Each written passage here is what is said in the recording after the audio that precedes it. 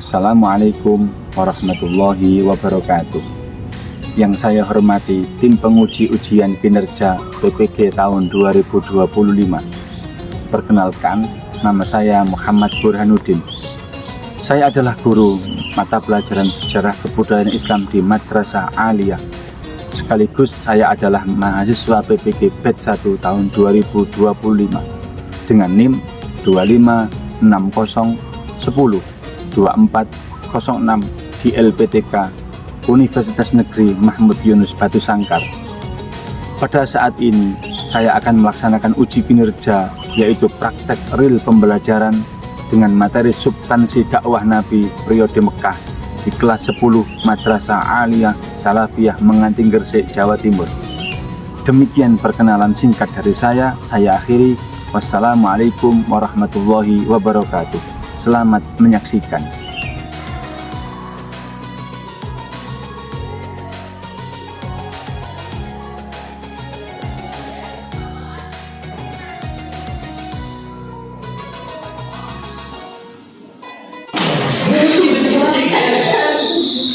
Assalamualaikum anak-anak.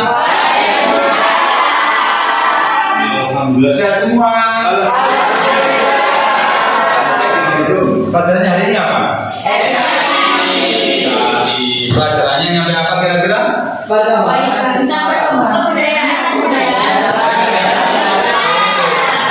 Berarti kalian kalau sudah tahu pembelajaran hari ini, berarti kalian dari mana sudah belajar?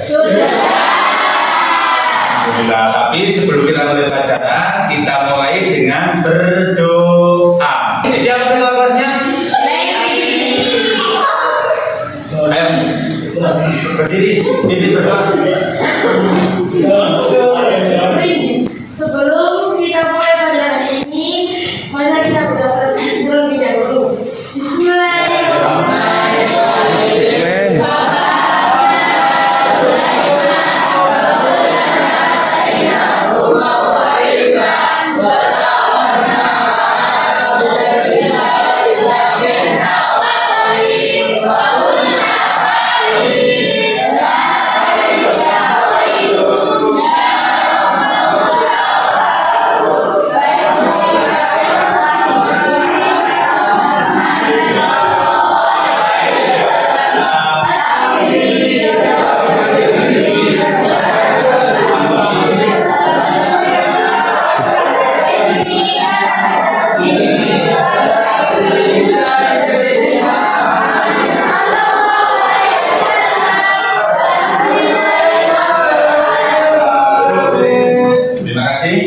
Coba hari sana dulu ya.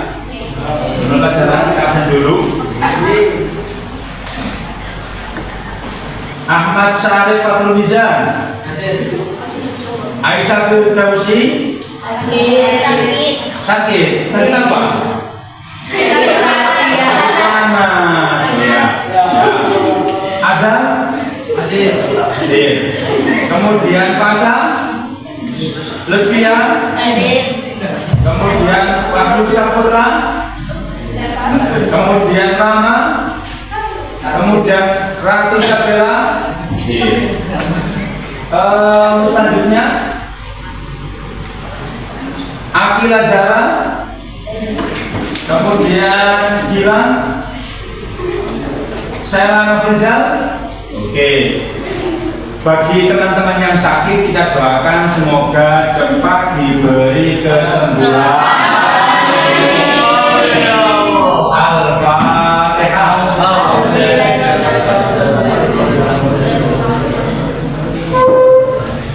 Siapa yang tadi malam belajar?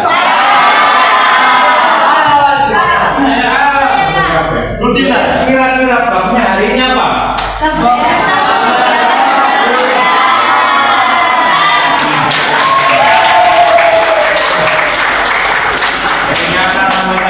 Belajar semua.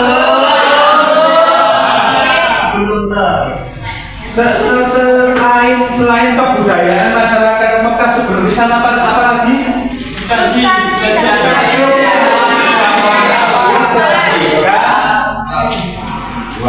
Kira-kira apa pembahasannya? Kebudayaan masyarakat Islam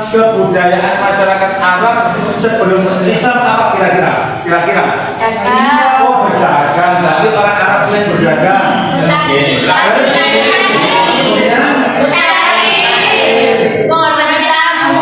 Kamu luar biasa. Berarti Pak kalian buka bukunya halaman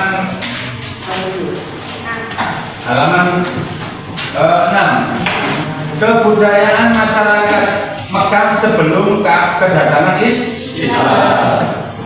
Jadi kedatangan masyarakat Arab sebelum Islam itu model-modelnya bagaimana? Di buku dijelaskan bahwasanya di situ dikatakan adalah golongan mereka adalah kaum jahiliyah. Coba saya mau tanya, apa yang dimaksud jahiliyah di sini? Coba kamu, ayo, coba kamu. Tidak tanyakan Pak jahiliyah itu Pak. Bodoh, katanya jahiliyah itu tidak punya akal. Iya. Bodoh. Apakah seperti itu? Iya.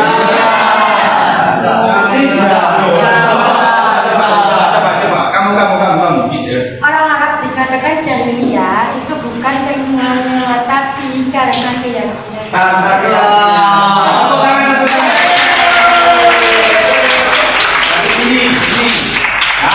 jadi gini, jahiliyah di sana bukan berarti kok mereka itu bodoh, tidak tahu itu menghitung, tidak bisa bertani, tidak bisa berdagang. Mereka di sana itu perdagangannya luar biasa, sampai adanya pasar hebat di sana. Hanya saja mereka bodoh dalam artian tidak mempunyai keimanan. Jadi tidak mempunyai keimanan mereka, keimanan yang salah. Bisa dipahami ya? Keimanan yang salah. Kemudian coba kamu lihat dari segi golongan orang yang dari golongan Arab, mereka mengingkari adanya Sang Pencipta. Jadi wong Arab sana ada yang mengakui Tuhan, tapi tidak mengakui adanya hari kiamat. Ada juga dari golongan yang menyembah patung, namanya menyembah Ada juga yang lain seperti orang-orang Yahudi, Nasrani. Tuh model-model keadaan orang-orang Arab sebelum kedatangan agama Islam. Sebenarnya kebudayaan orang Arab itu hampir sama dengan kebudayaan kita. Kita orang Indonesia, kita orang Jawa Timur, hampir sama. Jawa Timur sebelum kedatangan Islam bagaimana? Ada orang yang menyembah pohon, ada yang menyembah batu, ada yang membawa sesajen, sama itu namanya kebudayaan. Setelah adanya Nabi Muhammad, maka kebudayaan inilah yang akan berubah kebudayaan masyarakat orang Arab. Dalam artian yang lebih bagus adalah kebudayaan dalam masalah keyakinan. Coba kamu lihat lagi substansi dakwah Nabi ketika di Mekah. Substansi dakwah Nabi ketika di Mekah. Coba sebelum saya terangkan, sebelum saya jelaskan substansi, apa sih substansi itu? Pokok atau inti. Jadi substansi dakwah Nabi ketika di Mekah apa saja? Kamu lihat di buku kalian. Nah, tapi sebelum saya terangkan seperti itu, kira-kira Nabi Muhammad diangkat menjadi Nabi itu berapa? 30. Berapa? 40 tahun. Di mana Nabi Muhammad menerima wahyu? Di Gua Hira. Waktu itu kan orang-orang yang pertama kali menerima ajaran Nabi dinamakan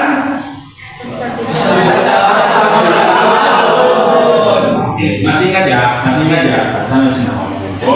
Kita lanjut substansi dakwah, strategi dakwah Nabi ketika di Mekah. Jadi sampai jangan beranggapan Nabi itu enak di Mekah, tidak. Nabi itu agak sulit di Mekah. Artinya gini, susah-susah dahulu, bersenang-senang kemudian. Tidak ada perjuangan kita itu enak-enak, tidak ada. Semuanya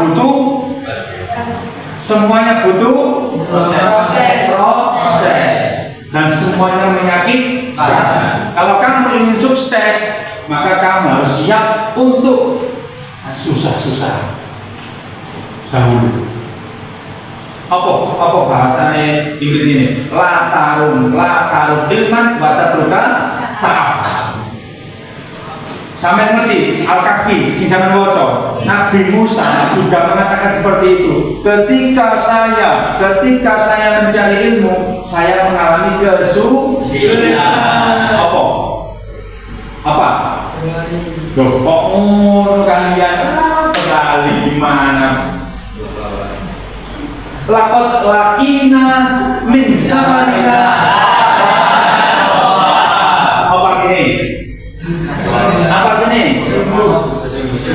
Sesungguhnya perjalanan saya mencari ilmu ini mengalami kesulitan yang amat sulit. Awakmu sampai mondok, sampai sekolah kok gak gelem sulit.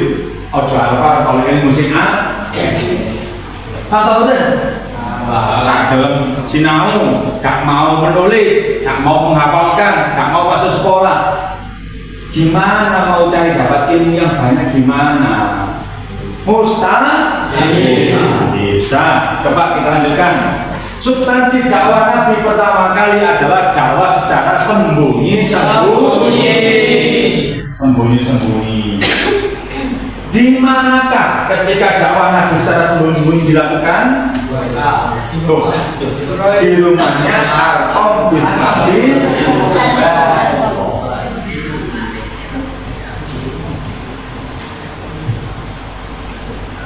Arqam bin Abi Arqam.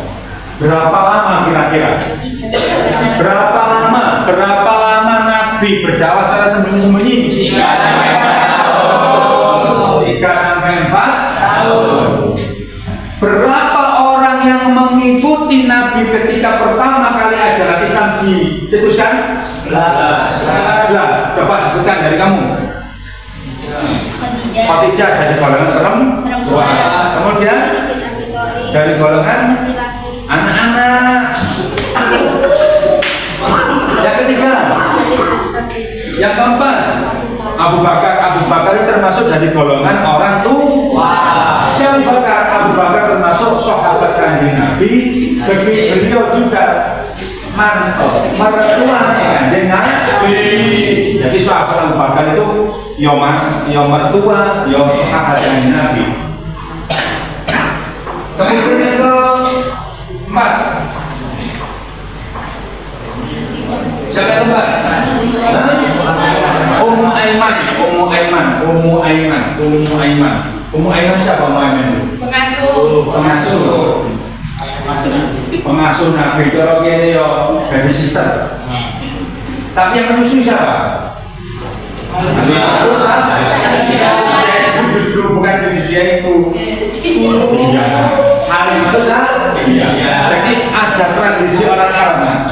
Jadi orang Arab itu punya tradisi gini. Nek dana itu sengaja di nek nyusul di susok luar biasa. Sampai sekarang loh orang sampai sekarang loh sekarang di Oman. Sampai alhamdulillah. Kemudian disusul dengan dakwah secara terang-terangan. Berapa tahun Nabi dakwah terang-terangan? 3 tahun. Tuh. 3 sampai 4 tahun. Ya setelah itu sampai Nabi seterusnya. Apa coba ketika Nabi dakwah secara terang-terangan, apa yang dihadapi Nabi? Apa yang dihadapi Nabi?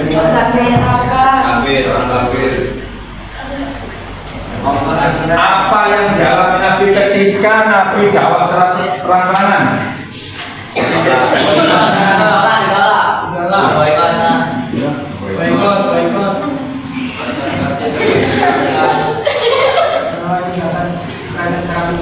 Apa?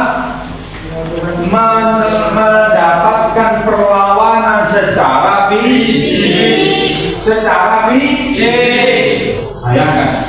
Coba kamu lihat di buku kamu, siapakah orang yang paling melawan Kanjeng Nabi ketika dakwah?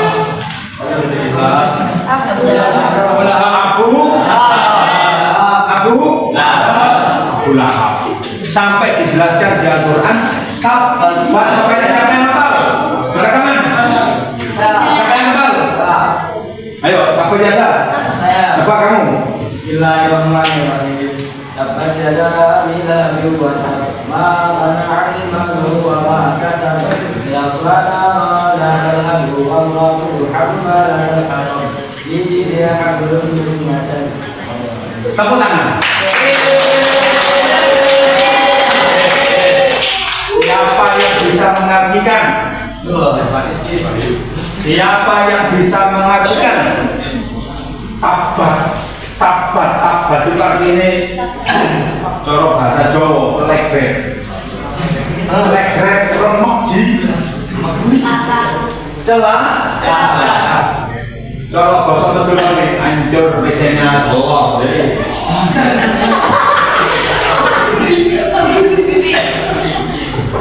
Legrek tabat yada api lahabi watab celakalah Abu Lahab. Celaka. Jadi legrek itu ceritanya Abu Lahab. Kenapa? Karena menantang dakwahnya Nabi. Lanjut setelahnya, peristiwa penting dalam dakwah Nabi periode di Mekah. Jadi gini, ketika Nabi dakwah di Mekah itu ada peristiwa-peristiwa yang sangat penting sehingga diabadikan di Al-Quran, bahkan diabadikan di buku kalian. Apa diantaranya? Hijrah ke Habasah. Aku tanya, mengapa Nabi hijrah ke Habasah? Karena mendapatkan Untuk mendapatkan keamanan dari Raja Habasah. Kemudian yang kedua adalah Amul Husni. Apa Amul Husni itu? Tahun kesedihan. Luar biasa. Berarti sebelum sekolah ternyata kalian sudah belajar semua. Tepuk tangan. Kalau saya hapus kasih uang nanti. Pokoknya kamu senang kasih hapus nanti.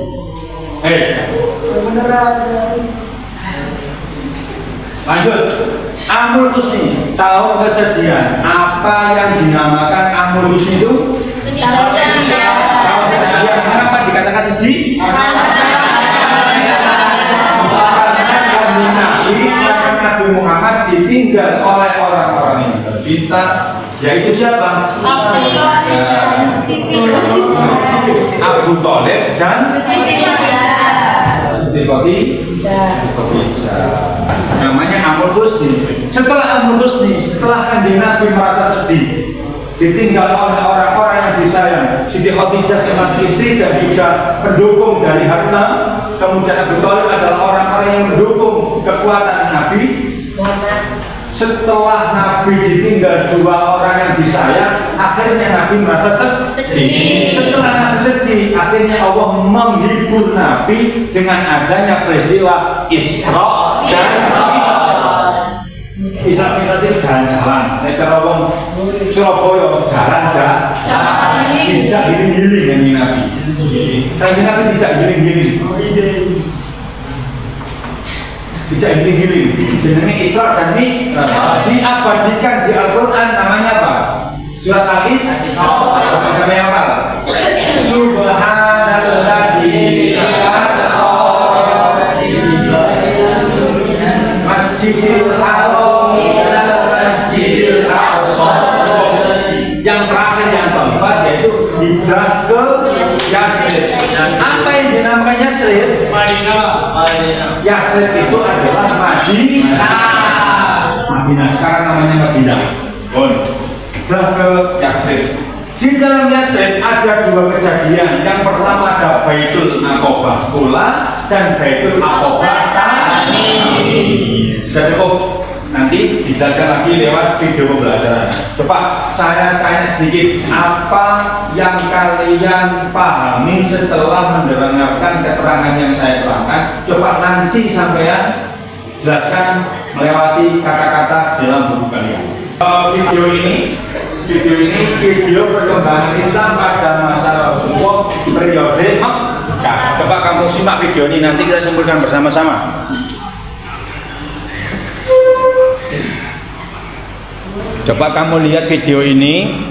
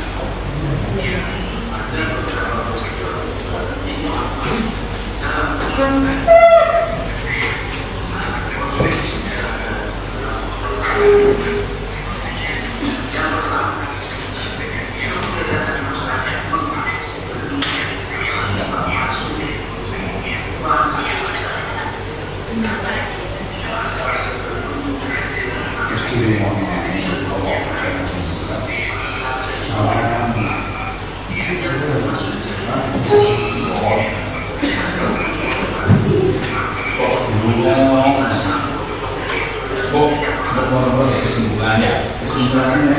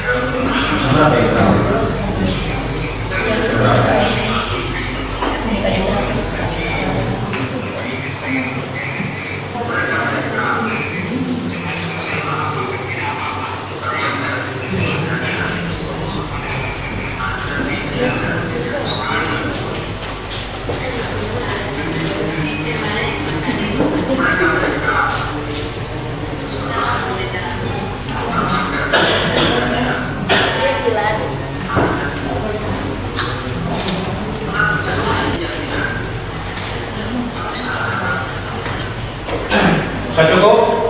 Kamu sudah melihat beberapa video, beberapa materi yang saya jelaskan di depan. Nah, sekarang saya minta untuk menyimpulkan dari apa yang sudah kamu lihat di video. Saya kasih waktu 5 menit untuk menyimpulkan dari keterangan-keterangan yang sudah saya sampaikan. Nanti selanjutnya kalian akan mempresentasikan apa yang sampai simpulkan, apa yang sampai pahami, yang sampai tuliskan di buku kalian. Coba menghadap ke teman masing-masing. Menghadap ke teman masing-masing. Ayo buka bukunya, nama kertasnya. Buka bukunya.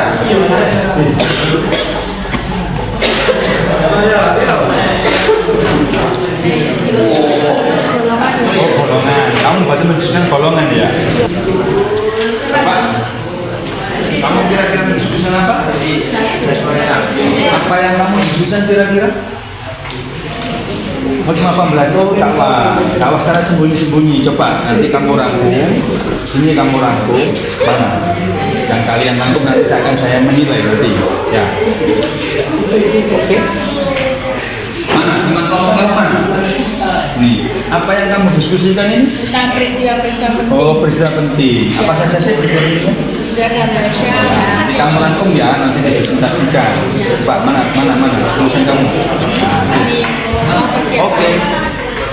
Kamu kelompoknya mana mas? Sampai apa? Mendiskusikan apa? Dakwah secara sembunyi-sembunyi. Nanti diskusikan, ditaruh di buku. Nanti ada waktu kamu akan mempresentasikan apa yang kamu simpulkan. Bisa ya? Coba nanti kalau nggak bisa nanti Pak Guru yang ngajarin. Oke? Sudah selesai? Sudah selesai? Oke, coba saya mau menyuruh salah satu di antara kalian yang akan mempresentasikan, yang akan menjelaskan apa yang kamu rangkum. Coba saja. Coba.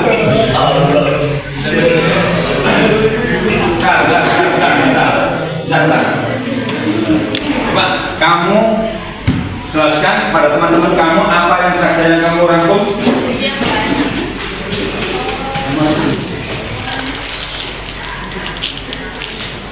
Assalamualaikum warahmatullahi wabarakatuh.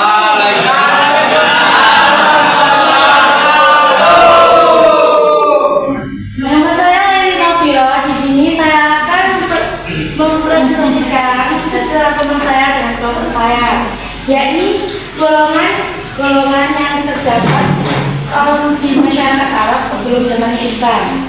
Di sini ada 4 golongan.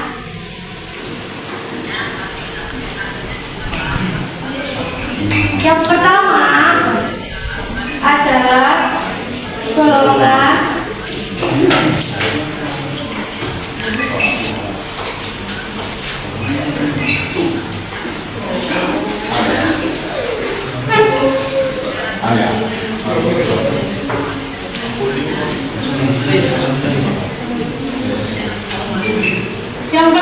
adalah golongan yang mengingkari Sang Pencipta dan hari akhir. Mereka tidak sama sekali mempercayai bahwa adanya Sang Pencipta dan hari akhir.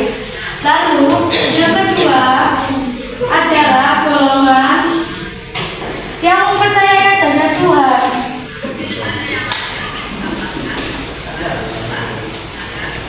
Tapi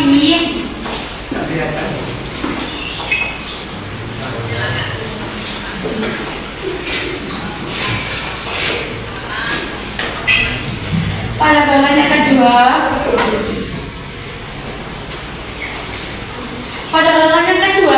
adalah dia mempercayai Tuhan, tetapi dia tidak mempercayai bahwa adanya hari akhir. Jadi dia itu percaya bahwa untuk golongan yang ketiga, golongan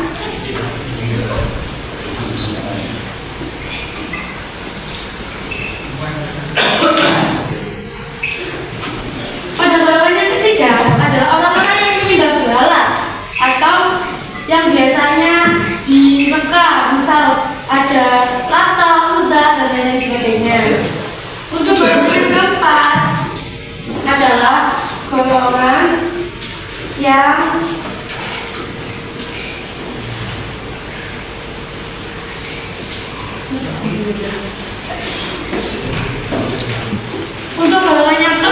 adalah golongan yang mengikuti ajaran-ajaran Yahudi dan ajaran-ajaran Nasrani. Berikut adalah golongan-golongan yang terdapat di Arab sebelum datangnya Islam. Sekian dari saya. Assalamualaikum warahmatullahi wabarakatuh. Waalaikumsalam warahmatullahi wabarakatuh. Ada yang bertanya? Oh, ada yang tanya, Pak. Ada yang tanya. Kalau itu apa? Coba siapa yang bisa menjawab? Coba yang jelas mas, Golongan penyembah berhala itu apa? Golongan penyembah berhala itu apa? Coba siapa yang tahu? Angkat tangan. Angkat tangan. Apa? Golongan yang menyembah batu.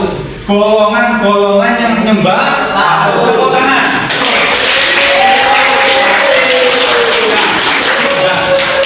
Sudah, silakan duduk. Terima kasih.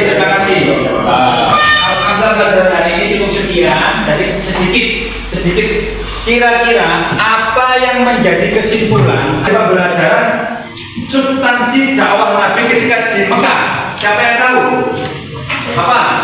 Dalam berdakwah dibutuhkan kesabaran dan Dalam berdakwah dibutuhkan kesabaran. Tepuk tangan.